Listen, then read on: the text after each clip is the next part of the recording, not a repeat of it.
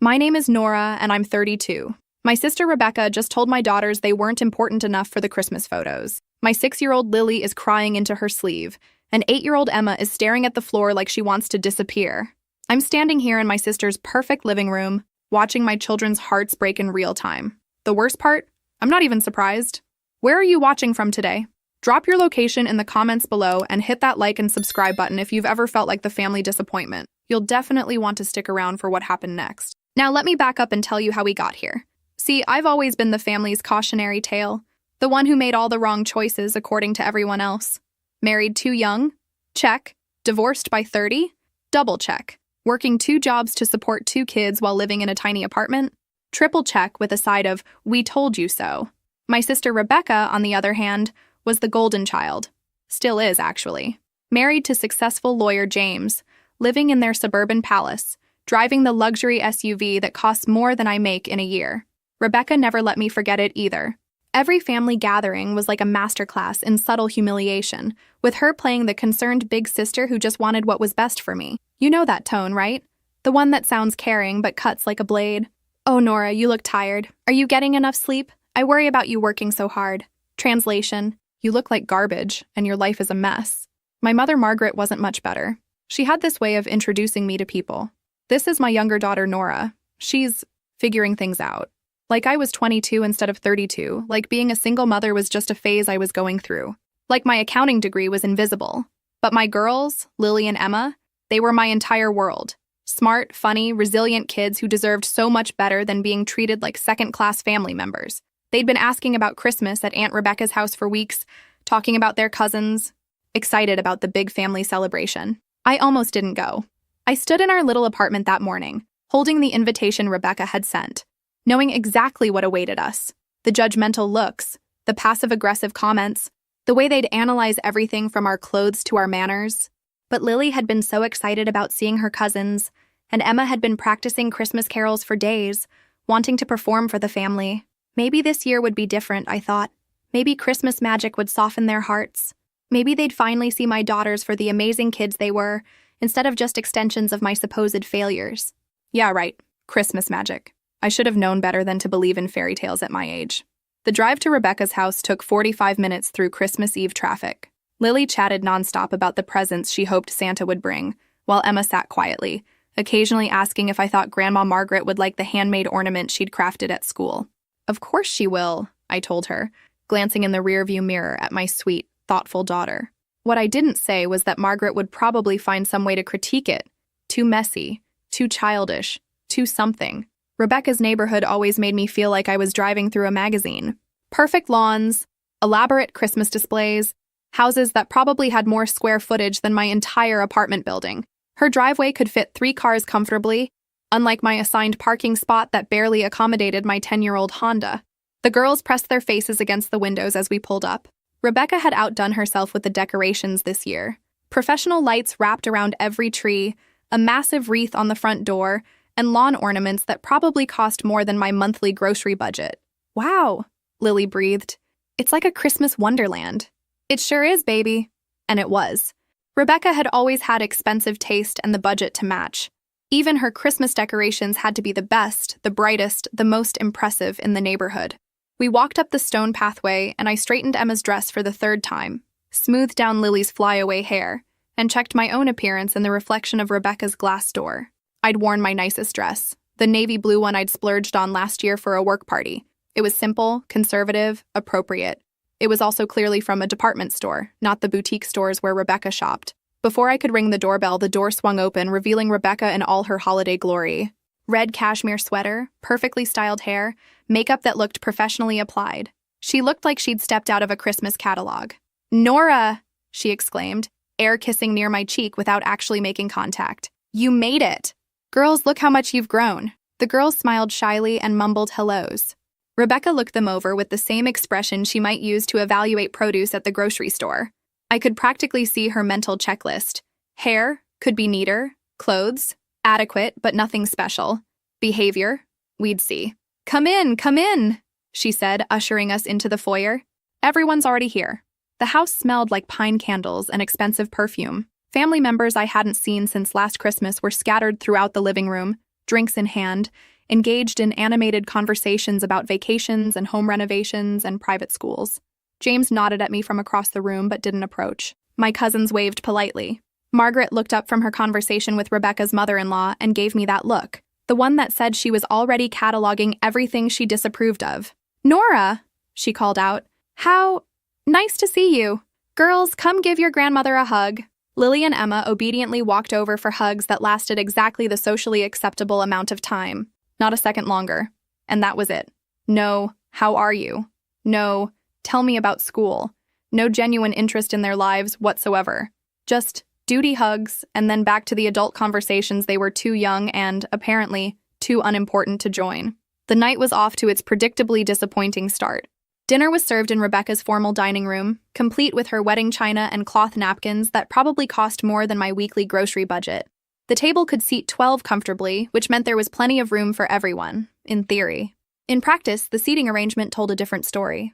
Rebecca had positioned me at the far end of the table, with Lily and Emma squeezed in beside me on child-sized chairs that she'd clearly pulled from somewhere else in the house. The message was clear: you're here, but just barely. The conversation flowed around us like we were invisible. Talk of European vacations, private school applications, investment portfolios. When I tried to contribute something about my work, James interrupted to launch into a story about his latest case. When Emma tried to tell her cousin about her school play, Margaret shushed her, saying the adults were talking. Have you ever experienced that feeling of being physically present but completely erased? Drop your thoughts in the comments below. My girls ate quietly, occasionally glancing at me for reassurance. I smiled at them, trying to project confidence I didn't feel. They were being perfect little angels, using their best manners, saying please and thank you, not spilling anything on Rebecca's pristine tablecloth. But I could see Rebecca watching them with hawk eyes, just waiting for them to slip up. When Lily accidentally dropped her fork, Rebecca's sigh was audible across the table. When Emma laughed at something her cousin said, Rebecca shot me a look like I should control my child's volume better. "So Nora?" Margaret said during a lull in conversation, her voice carrying that particular tone that meant trouble was coming. "How's the job situation?" "I'm doing well, actually," I replied carefully. "The accounting practice is growing, and I've been taking on more clients." "Oh, you still call it a practice?" Rebecca laughed, not unkindly, but not kindly either. "That's so cute. James, didn't you say that technically it's just freelance work unless you have an actual office?" James shifted uncomfortably. "Well, there are different levels of—" "I work from home," I said evenly. "It allows me to be available for the girls when they need me." "How convenient," Margaret murmured, "though I imagine it must be difficult to be taken seriously without a proper office environment." The criticism was wrapped in concern, as always. But my daughters were listening to every word, absorbing the subtle message that their mother was somehow less professional, less successful, less worthy of respect than the other adults at this table. Emma's face had gone very still, the way it did when she was trying not to cry. Lily was fidgeting with her napkin, tearing little pieces off the edges. They were starting to understand that something was wrong, that we weren't quite welcome here despite being family. I reached under the table and squeezed both their hands gently. Whatever happened next, I needed them to know that none of this was their fault, but I had no idea how much worse it was about to get. After dinner came the moment Rebecca had been building toward all evening, the annual Christmas photo session. She directed everyone toward the living room where the Christmas tree stood in all its designer glory. White lights, gold ornaments, and a color scheme that probably took hours to coordinate. "All right, everyone," Rebecca announced, clasping her hands together like a cruise director organizing activities. "Time for our family Christmas photo. This year, I thought we'd do something really special." She had her professional camera ready, tripod set up, lighting adjusted just so. Because, of course, Rebecca was also an amateur photographer on top of everything else. The woman collected hobbies like some people collected stamps. The adults began arranging themselves around the tree while the kids bounced excitedly nearby. Lily and Emma hung back near me, waiting for instructions on where they should stand for the photo. That's when Rebecca looked at them directly for the first time all evening. And the look on her face, it wasn't cruel exactly. It was worse. It was dismissive, like they were furniture that needed to be moved out of the way. "Actually," she said, her voice taking on that artificially sweet tone that I'd learned to fear over the years, "I think this year we should keep it to just the core family members." The room went quiet. Even my typically oblivious cousins seemed to sense that something was off. "Core family?" I repeated slowly. Rebecca's smile never wavered. You know, the adults and their children, James and I, Mom, the cousins. It'll be cleaner this way. More cohesive. Emma stepped closer to me, her small hand finding mine. Lily looked confused, glancing around at the other children who were clearly going to be included in this core family photo. But we are family, Lily said in her small, clear voice. We're your nieces. The innocence in her statement made the whole situation even more brutal. Here was my 6-year-old daughter, trying to logic her way out of being excluded, not understanding that logic had nothing to do with it. Rebecca knelt down to Lily's level, still wearing that horrible, condescending smile. Of course you're family, sweetie, but sometimes in photography, you have to make choices about composition and… She trailed off, looking up at me like I should help her explain why my children weren't good enough to be in the family Christmas photo. Like I should participate in my own daughter's humiliation. That's when she said it. The words that would echo in my head for months afterward. Your kids just aren't important enough for the photos, Nora.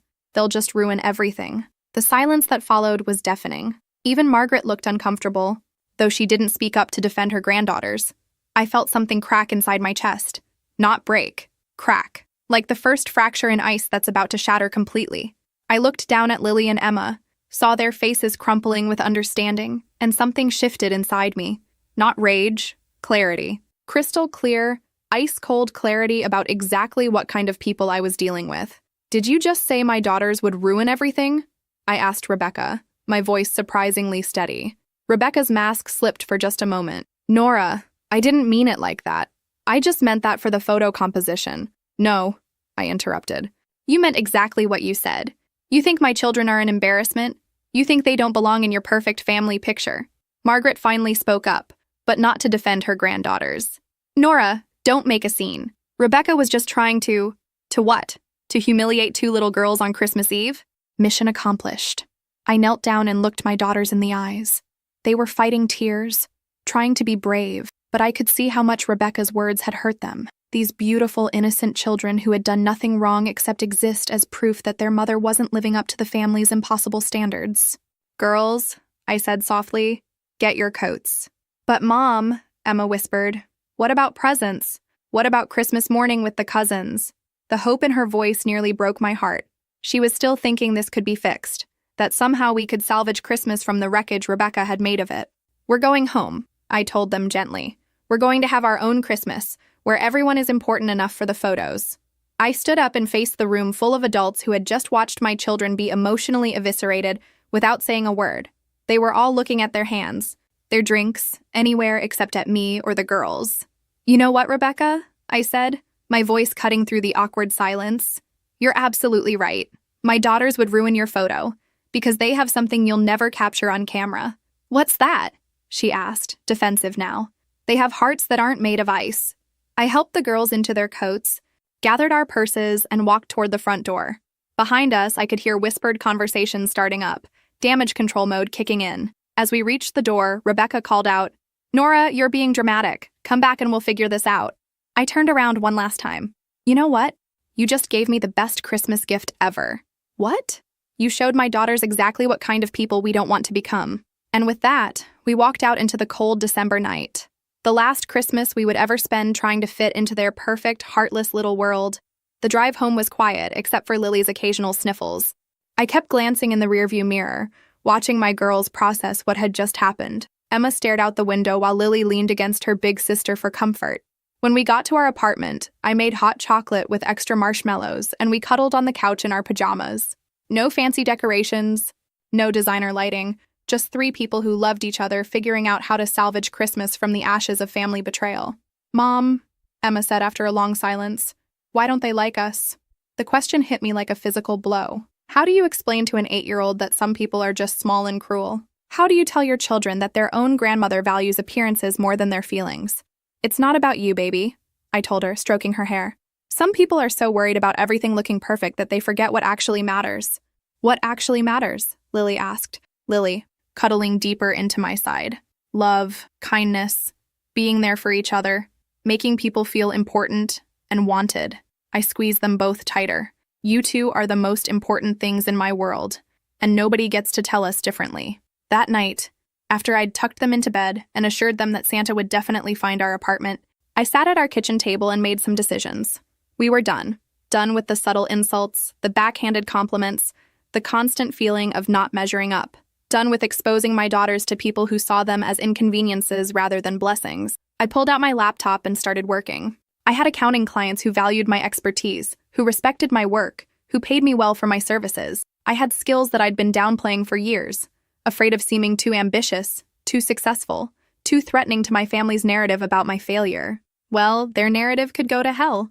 I was going to build something real, something mine, something that would give my daughters the security and respect they deserved. Over the next few hours, I researched business licenses, drafted a business plan, and started the process of turning my freelance accounting work into a legitimate practice. If Rebecca thought I was just playing office from my kitchen table, she was about to learn otherwise. By dawn, I had the framework for a real business. By the new year, I would have an actual office space. And by next Christmas, I'd have something Rebecca could never buy with all her husband's money. Genuine success built on my own merit. The best part? I'd done it all while my daughters slept safely in the next room, knowing they were loved unconditionally. That's what victory actually looked like, not some staged photo where half the family gets erased to make the picture prettier. Rebecca had wanted to exclude my children from her perfect family image. Fine. I was about to exclude her entire toxic family from our lives permanently. And unlike her Christmas photos, my decision was going to last forever. 6 months later, I was sitting in my actual office. Not my kitchen table, my real office with Nora Blake Accounting Services printed on the glass door, when my phone rang. The number looked familiar, but I couldn't quite place it. Something told me to let it go to voicemail, but curiosity got the better of me. Nora? The voice was shaky, uncertain. It took me a moment to recognize it because I'd never heard Rebecca sound anything but supremely confident. It's Rebecca. I got your number from Cousin Linda. I hope that's okay. I leaned back in my leather office chair. Yes, actual leather, because my business was thriving, and waited. After 6 months of complete silence from my family, this call had to be interesting. I know we haven't talked since, she paused, and I could practically hear her struggling with how to reference that disastrous Christmas without admitting fault. Since the holidays, but I need to ask you something. I'm listening. My tone was neutral, professional, the same voice I used with difficult clients. I need help, Nora, financial help. Well, not money exactly, but advice. James is... Another long pause. James is having some problems at the firm. There are debts, and I'm pregnant, and I don't know how to handle any of this.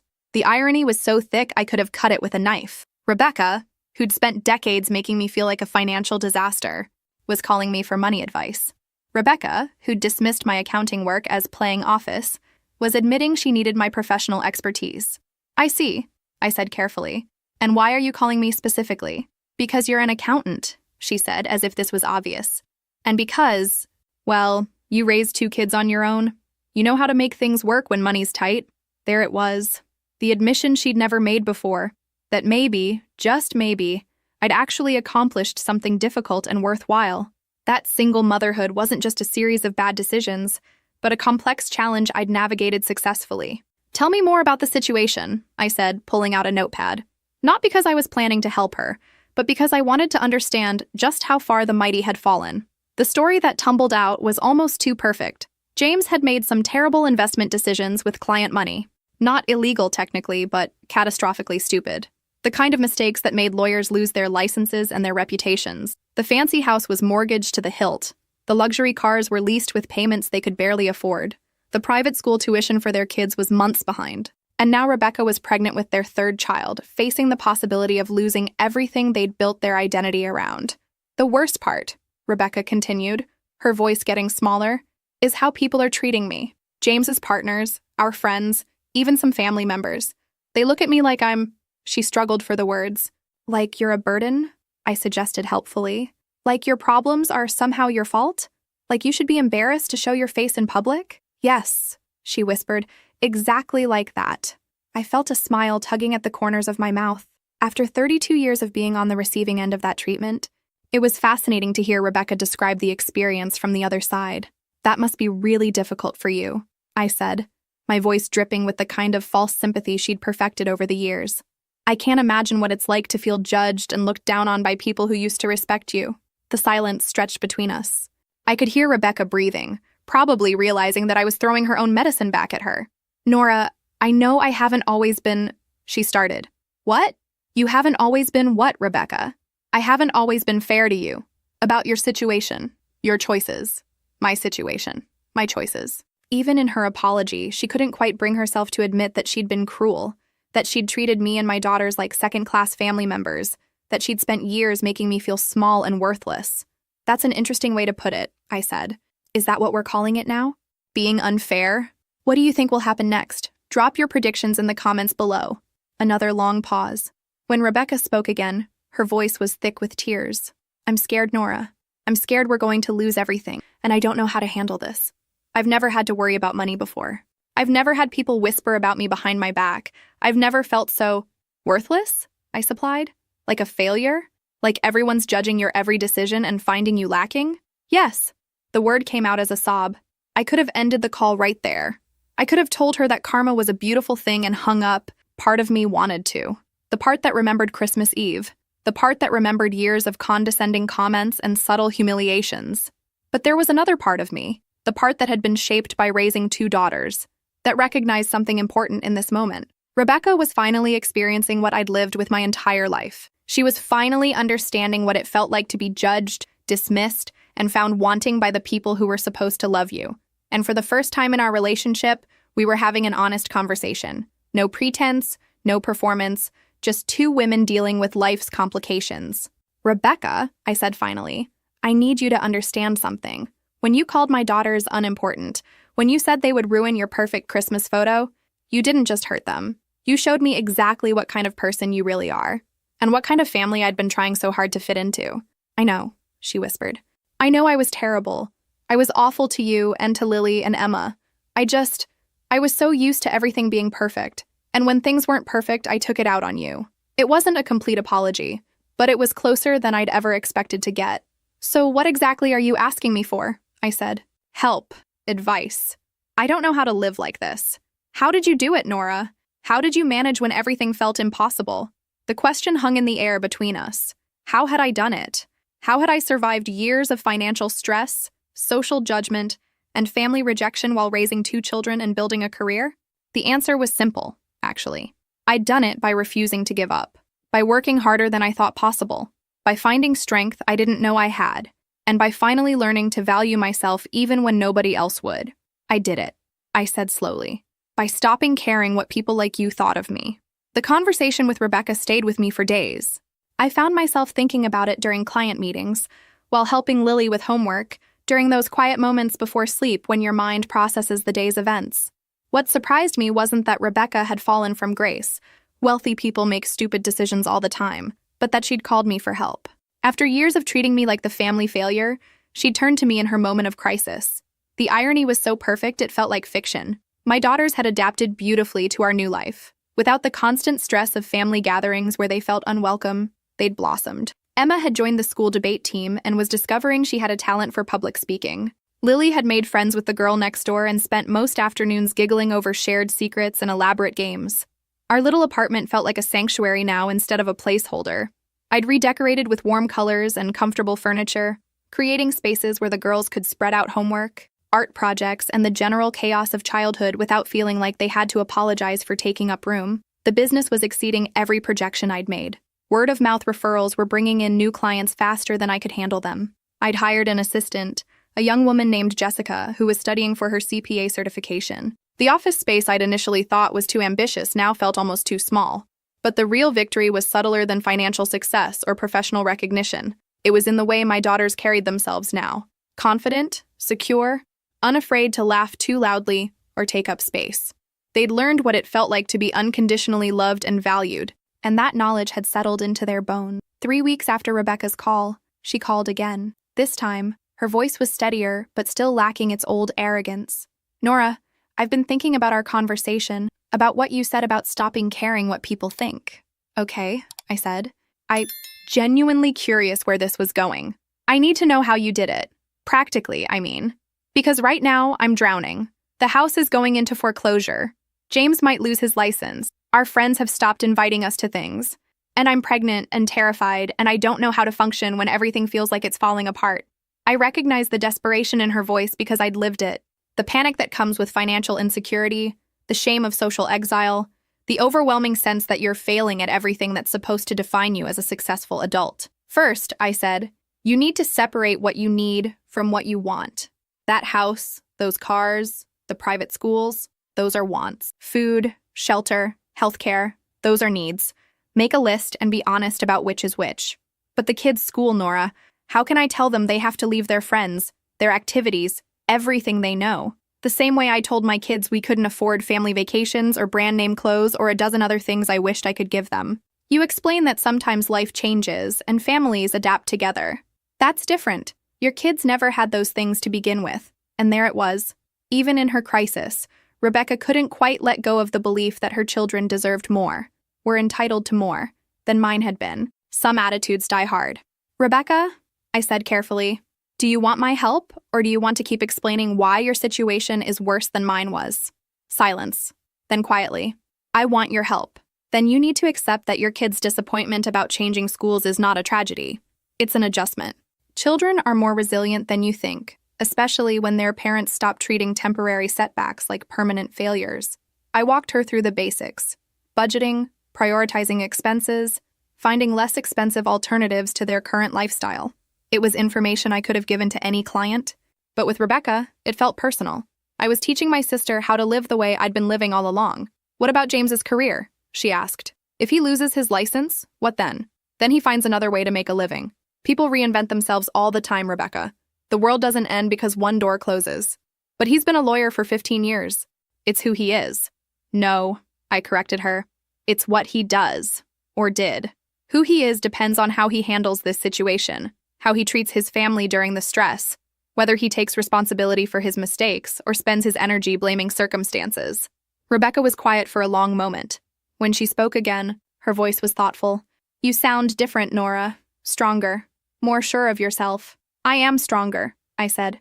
That's what happens when you stop trying to be someone else's version of successful and start building your own life. I don't know how to do that. I don't know who I am without the house and the car and the social status. I don't know what I'm good at besides being James's wife and the kid's mother. It was perhaps the most honest thing Rebecca had ever said to me. And for the first time in our conversation, I felt genuine sympathy for her instead of just satisfaction at her downfall. Then this might be the best thing that ever happened to you, I told her, because now you get to find out. After we hung up, I sat in my office looking out at the street where people were walking dogs, pushing strollers, living their ordinary lives without crisis or drama. For the first time since that awful Christmas, I felt something approaching peace about my family situation. Not forgiveness. Rebecca had a lot more work to do before we got to that point, but understanding. She was finally experiencing the world from my perspective, and it was humbling her in ways that success never could. Whether she learned from it or just survived it remained to be seen. But at least now we were having real conversations instead of performance pieces. And that, surprisingly, felt like progress. 2 months passed before Rebecca called again. This time, the background noise told me she was somewhere public. A coffee shop maybe, or a library. Definitely not the quiet luxury of her home office. We lost the house, she said without preamble. The cars are gone too. We're staying with James's parents until we can find an apartment we can actually afford. How are you handling it?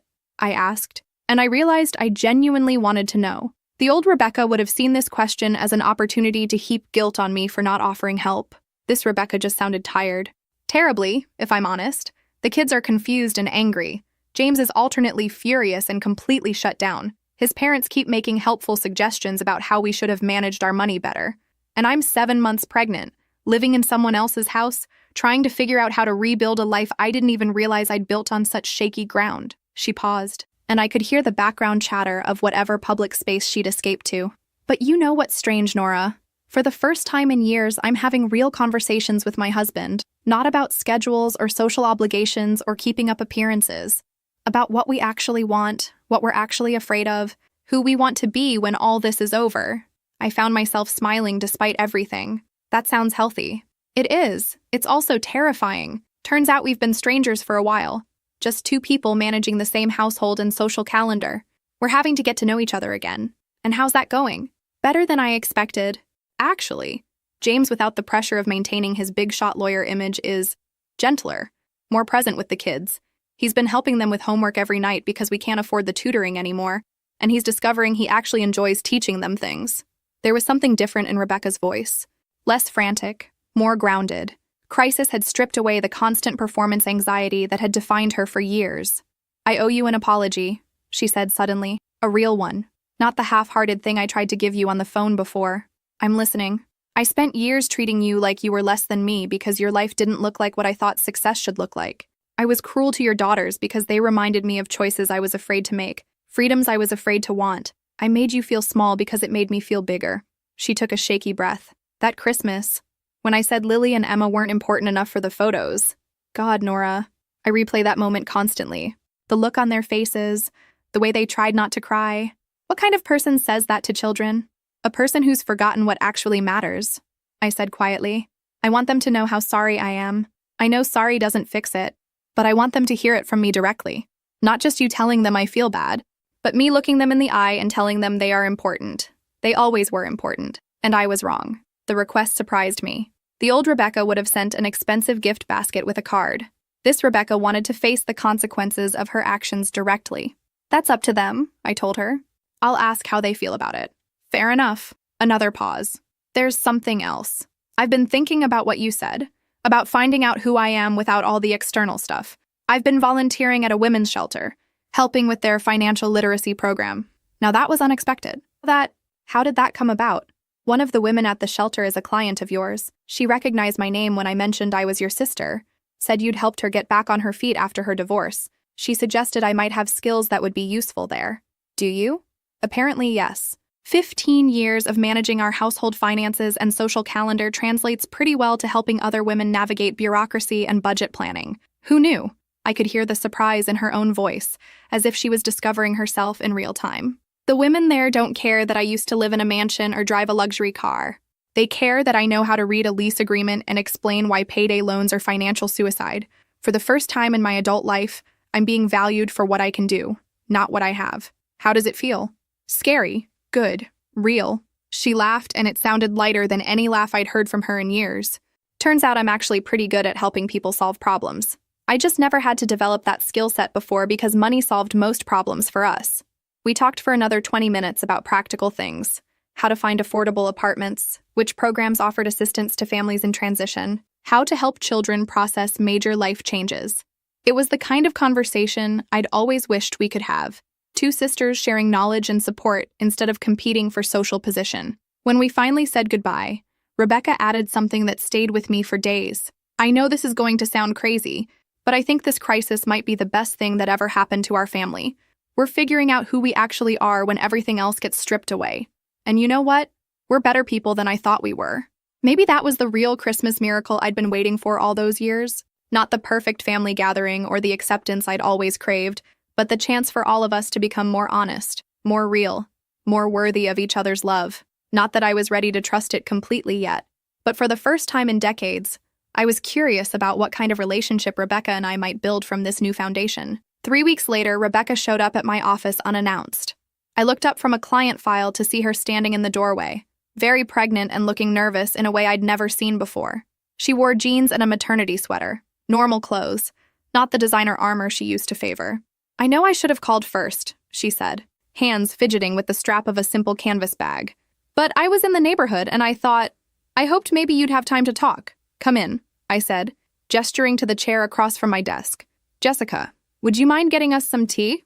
My assistant nodded and stepped out, leaving us alone in the quiet of the afternoon. Rebecca looked around my office, really seeing it for the first time. The diplomas on the wall, the client files organized in neat stacks, the professional certificates that documented years of hard work. "This is really impressive, Nora," she said, and I could hear genuine respect in her voice. "I mean, I knew you were doing well, but seeing it, you built something real here. Thank you." I waited. Rebecca hadn't driven across town just to admire my office decor. She was quiet for a moment, gathering her thoughts. When she spoke, her words came out in a rush.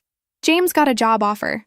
Not a legal position. He can't practice law anymore, but a good job with a nonprofit that helps people navigate bankruptcy proceedings. It's about half what he used to make, but it's honest work, and he's excited about it. That's wonderful news." "It is. But the job is in Portland. We'd have to move, leave everything familiar behind. Start completely over in a new city where nobody knows us, where we don't have any social connections or family support." I began to understand why she was here. "And you're scared. Terrified. I've lived in this city my entire life. My friends are here, my doctors, the kids' schools. Everything I know about how to function in the world is tied to this place. Jessica returned with our tea, and Rebecca wrapped her hands around the warm mug like it was anchoring her to something solid. But there's something else, she continued. Something I need to tell you before we potentially move away and this opportunity disappears forever. She took a deep breath. I talked to Lily and Emma. With your permission, I called and asked if they'd be willing to meet with me. They said yes. My surprise must have shown on my face because she quickly added, I know you said it was up to them, and I wanted to respect that. We met at that ice cream place near your apartment. Neutral territory. How did it go? Rebecca's eyes filled with tears. They're extraordinary children, Nora. I mean, I always knew they were smart and sweet, but sitting with them, really listening to them, they're wise in ways I never was at their age. She pulled out her phone and showed me a photo. Lily and Emma sitting in an ice cream parlor booth, chocolate smears on their faces, grinning at the camera. Rebecca was in the photo too, and she looked younger somehow, lighter. I told them everything I should have told them that Christmas. That they are important, that they matter, that family photos mean nothing if they don't include everyone you love. I told them I was sorry and that being sorry doesn't fix what I did, but that I wanted them to know. What did they say? Emma asked me why I'd been so mean to you for so long. Direct question, no dancing around it. So I told her the truth, that I'd been scared of not being perfect. And when I felt scared, I tried to make other people feel small so I could feel bigger. Rebecca smiled through her tears. And then Lily asked if that worked, if making you feel small actually made me feel better.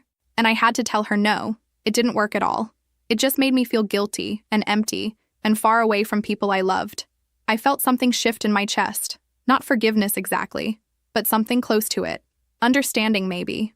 Recognition that Rebecca was finally seeing the impact of her choices and taking responsibility for them. They asked if I would visit them before we moved to Portland, if we could maybe try being a real family instead of the pretend version we've been playing all these years.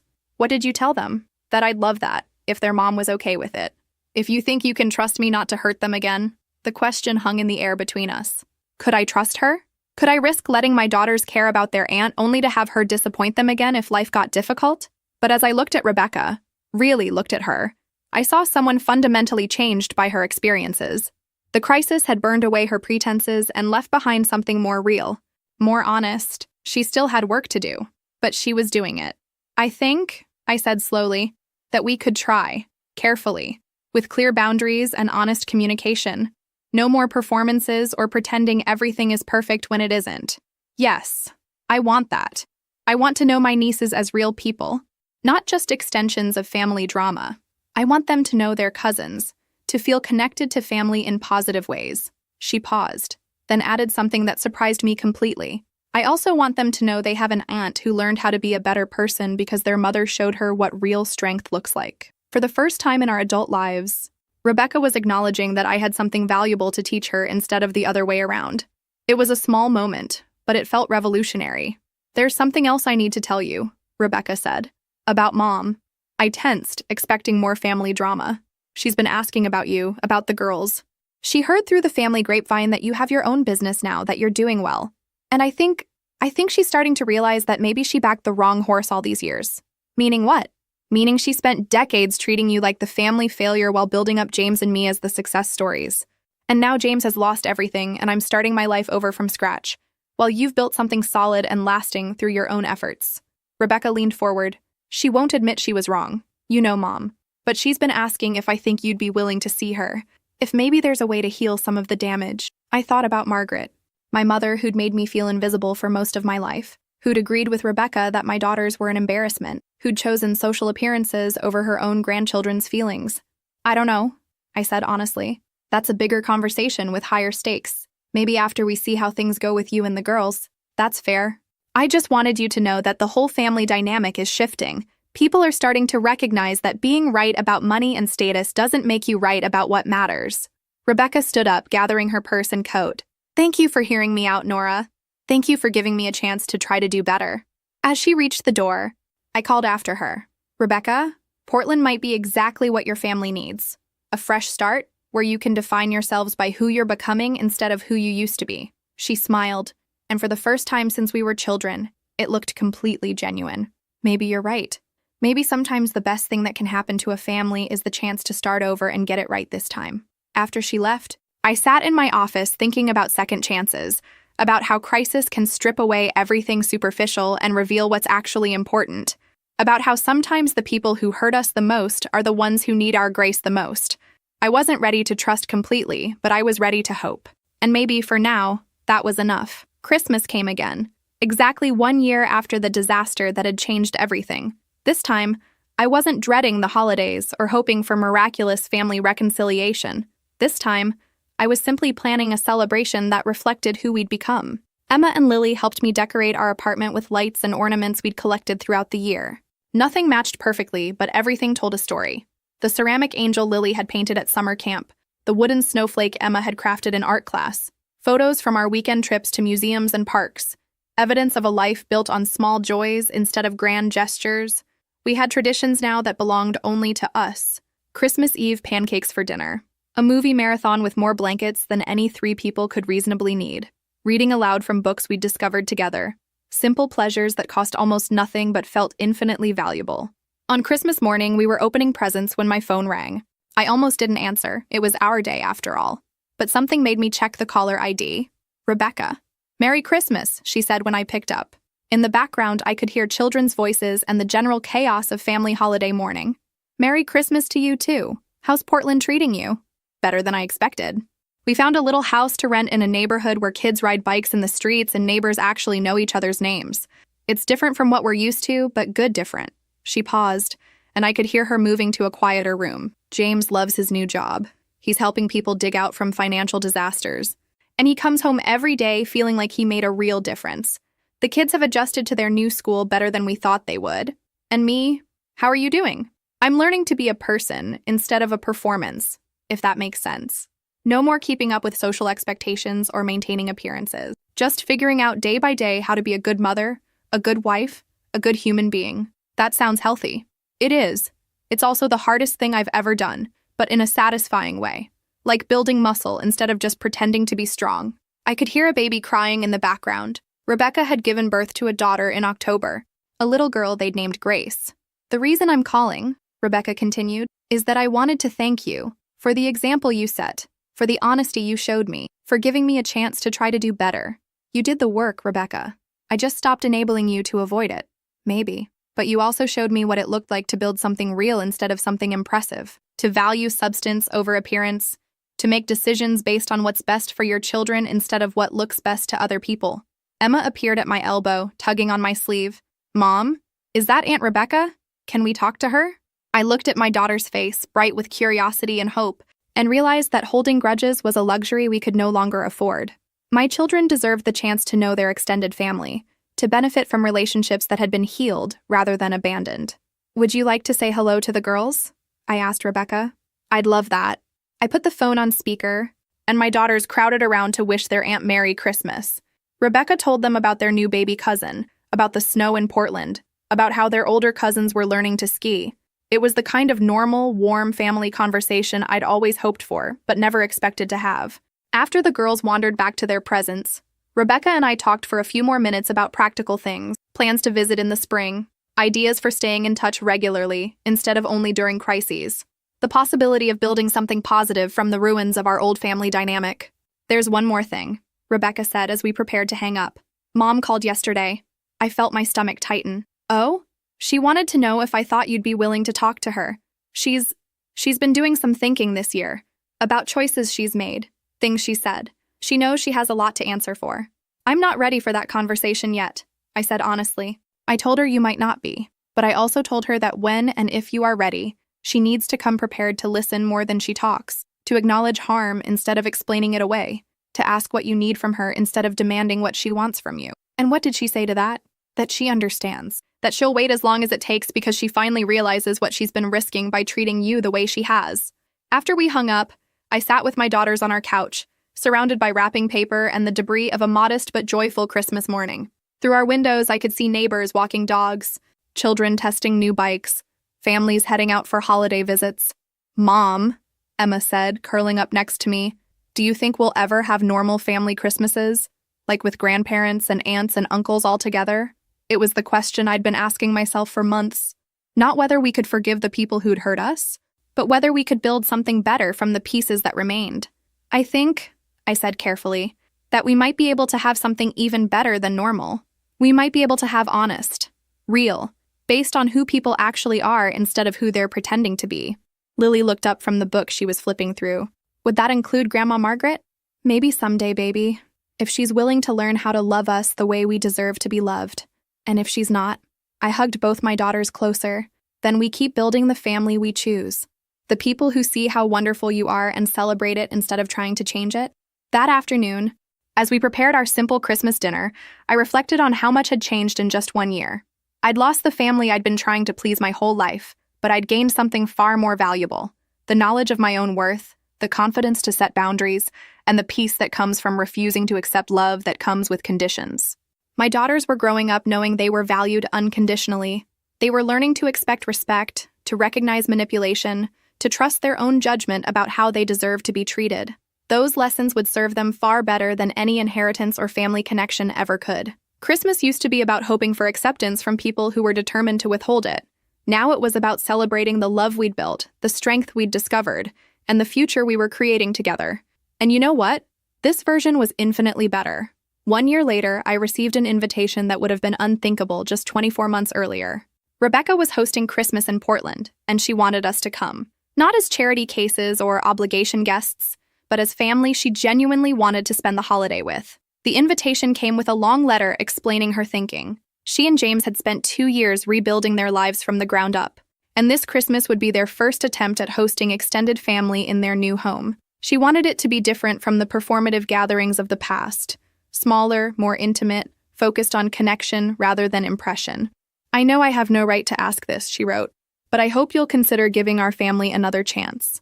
Not to go back to the way things were, but to create something better together. Emma and Lily were cautiously excited about the possibility. They'd been video chatting with their cousins regularly and were curious about Rebecca's new baby, their cousin Grace. They'd also been corresponding with Margaret, who had written them careful, thoughtful letters apologizing for her past behavior and asking for the chance to be a better grandmother. Rebecca had given her our address after asking my permission first. I'll admit, I was skeptical. People don't change fundamental character traits just because their circumstances shift. But the consistency of Rebecca's efforts over 2 years, the genuine remorse in Margaret's letters, and my daughter's desire to experience positive family relationships eventually won me over. If we go, I told the girls, we go as ourselves. No performing, no trying to be different to make other people comfortable. If they want us there, they get the real us. Deal, Emma said, grinning. I like us the way we are. The trip to Portland revealed a family transformed by necessity and choice. Rebecca's house was small but warm, decorated for Christmas with handmade ornaments and mismatched furniture that somehow created a more welcoming atmosphere than her previous showplace ever had. James greeted us with genuine warmth, thanking me for the financial advice I'd given Rebecca during their crisis. He looked relaxed in a way I'd never seen before, more present with his children, more connected to his wife. Crisis had stripped away his arrogance and revealed someone worth knowing. Margaret arrived the second day, nervous in a way that was both heartbreaking and encouraging. She'd aged in the past 2 years, but she seemed softer somehow, less rigid in her opinions, more willing to listen than lecture. Her first act was to kneel down to Lily and Emma's level and look them directly in the eye. I owe you both an apology, she said clearly. I was wrong about you, wrong about your mother, wrong about what makes a family valuable. You are both extraordinary children, and I'm sorry it took me so long to see that. The girls accepted her apology with the grace that children often show when adults finally start behaving like adults. They spent the next few days getting to know this new version of their grandmother, one who asked about their interests instead of correcting their behavior, who celebrated their accomplishments instead of comparing them to other children. The Christmas Eve photo session was Rebecca's idea, but it looked nothing like her previous productions. Instead of a formal portrait, she suggested we take pictures throughout the day, cooking together, playing games, opening presents. Candid moments that captured joy rather than perfection. When she pulled out her camera that evening, as we sat around the Christmas tree with mugs of hot chocolate and plates of cookies, she made an announcement. Last time we were all together for Christmas, I said some terrible things. I made choices that hurt people I love, and I lost 2 years of my niece's lives because of my pride and selfishness. She looked directly at my daughters. Lily, Emma, I want you to know that you are the most important people in every photo we take. Not because you're perfect, but because you're yourselves. Because you're kind and funny and smart and exactly the right people to be in our family. The photo she took that night shows all of us laughing at something Lily had said. Grace sleeping peacefully in Margaret's arms, Emma leaning against James as he helped her with a puzzle. We're all slightly messy from a day of cooking and playing, wearing comfortable clothes and genuine expressions. It's been on my refrigerator for 6 months now, and every time I look at it, I remember what family is supposed to feel like. Not performance, not competition, not conditional approval. Just people who choose to love each other despite their flaws, who create space for everyone to be authentic, who measure success by kindness rather than achievements. On Christmas morning, as I watched my daughters open presents surrounded by family members who genuinely celebrated their happiness, I thought about the journey that had brought us to this moment. The pain of that first Christmas rejection had forced me to build a life based on my own values, rather than other people's expectations. It had taught my daughters that their worth wasn't negotiable. It had ultimately led to relationships built on truth rather than obligation. Rebecca found me in the kitchen later that morning as I was helping with breakfast preparation. "Thank you," she said simply, "for giving us another chance, for showing us what we could become if we were willing to do the work." "Thank you for doing the work," I replied, "for becoming people worthy of my daughter's love." As I flew home with Lily and Emma after that Christmas, listening to them chatter about their cousins and plans for future visits, I realized that sometimes the most painful family moments lead to the most powerful transformations. Sometimes people have to lose everything they thought mattered before they can discover what actually does. My sister had told my children they weren't important enough for the Christmas photos. In response, I'd built a life where they knew they were important enough for everything, where their happiness mattered more than appearances, where they would never again doubt their own worth because someone else had forgotten theirs. And that, it turned out, was the greatest Christmas gift I could have ever given them. Not the perfect family I'd always wanted, but something better.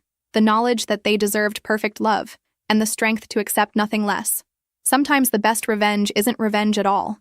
Sometimes it's just refusing to let other people's limitations become your own.